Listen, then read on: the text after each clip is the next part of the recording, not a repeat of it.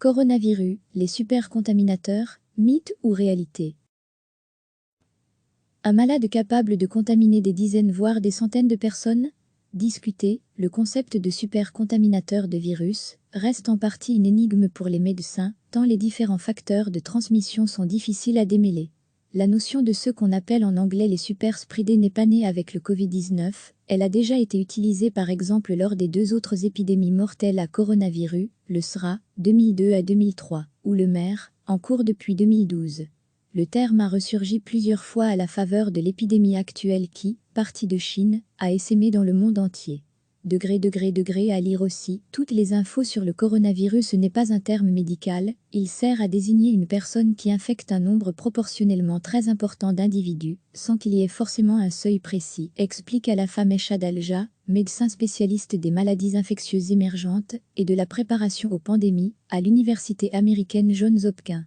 Depuis le début de cette épidémie fin décembre, au moins 2 personnes ont été surnommées dans les médias supercontaminateurs, on dit aussi superpropagateurs. On estime qu'ils ont contaminé plus de personnes que la moyenne, qui est de 2 à 3 contaminés par malade, en l'absence de mesures de contrôle, confinement, limitation des rassemblements, etc. C'est le cas de Steve Walsh, homme d'affaires britannique de retour de Singapour, à l'origine d'une dizaine de contaminations en février, dont 5 en France. Rétabli depuis, celui que les journaux populaires britanniques avaient surnommé le superspreader, avait ensuite contaminé 5 autres personnes à son retour en Angleterre. En Corée du Sud, c'est une sexagénaire surnommée Patiente 31, qui est soupçonnée d'avoir infecté des dizaines de personnes, notamment via un rassemblement religieux en février. Mais le concept est bourré d'incertitudes et de variables, relève nombre de spécialistes. Comment savoir ce qui relève de caractéristiques biologiques propres au malade, de son comportement, de son environnement, voire des personnes qu'il a infectées, les hôtes, peut-être particulièrement vulnérables? Comment être sûr que c'est bien une seule et même personne qui est à l'origine de toutes les infections? Autre inconnu, le rôle des enfants, moins gravement touchés par le coronavirus, mais néanmoins vecteurs de la maladie, dans la contagion. C'est précisément parce que l'on craint leur capacité à infecter potentiellement beaucoup de gens que beaucoup de pays, dont la France, ont fermé les établissements scolaires. Il est possible qu'il existe ce qu'on appelle des plus supercontaminateurs plus, c'est-à-dire des patients qui ne contaminent pas 2 ou 3 personnes, mais qui puissent en contaminer des dizaines, affirmait jeudi soir sur la chaîne de télévision LCI, le PR Éric Côme, chef du service des maladies infectieuses et tropicales à l'hôpital de la Pitié-Salpêtrière, Paris. Le problème, c'est qu'on n'arrive pas à les repérer, poursuivait-il.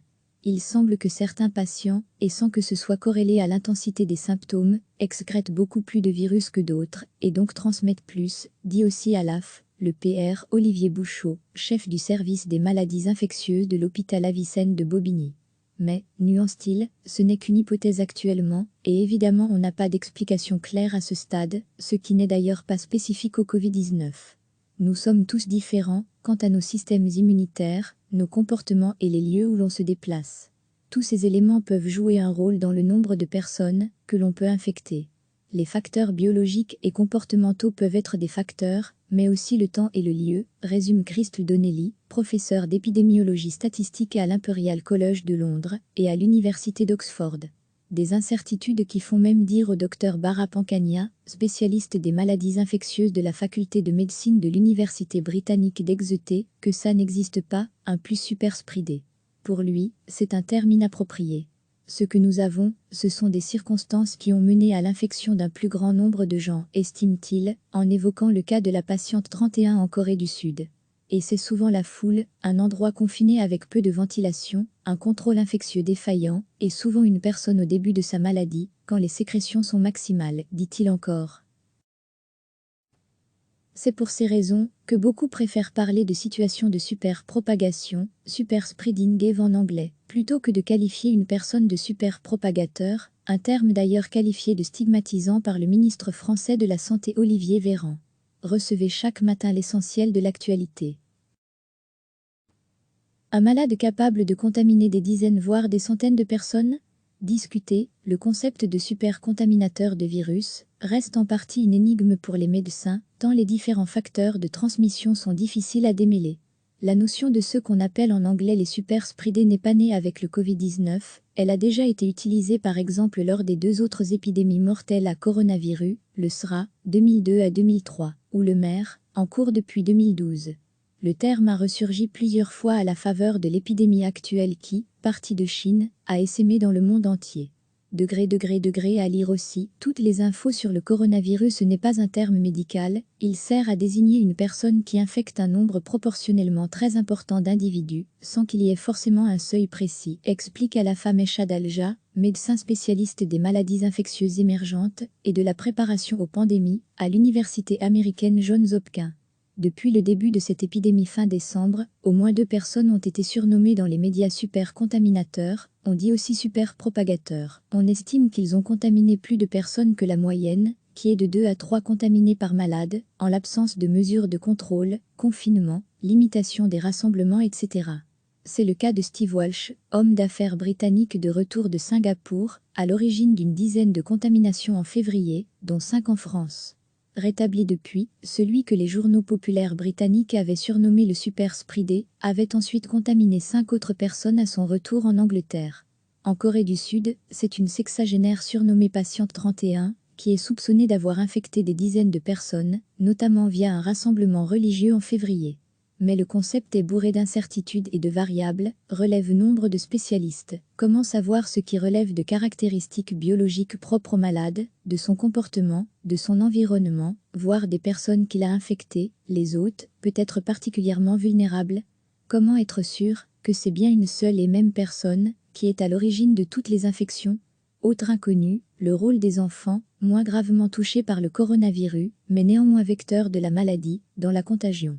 C'est précisément parce que l'on craint leur capacité à infecter potentiellement beaucoup de gens que beaucoup de pays, dont la France, ont fermé les établissements scolaires. Il est possible qu'il existe ce qu'on appelle des plus super contaminateurs plus, c'est-à-dire des patients qui ne contaminent pas 2 ou 3 personnes, mais qui puissent en contaminer des dizaines, affirmait jeudi soir sur la chaîne de télévision LCI, le PR Éric Côme, chef du service des maladies infectieuses et tropicales à l'hôpital de la Pitié-Salpêtrière, Paris. Le problème, c'est qu'on n'arrive pas à les repérer, poursuivait-il. Il semble que certains patients, et sans que ce soit corrélé à l'intensité des symptômes, excrètent beaucoup plus de virus que d'autres, et donc transmettent plus, dit aussi à l'AF, le PR Olivier Bouchot, chef du service des maladies infectieuses de l'hôpital Avicenne de Bobigny.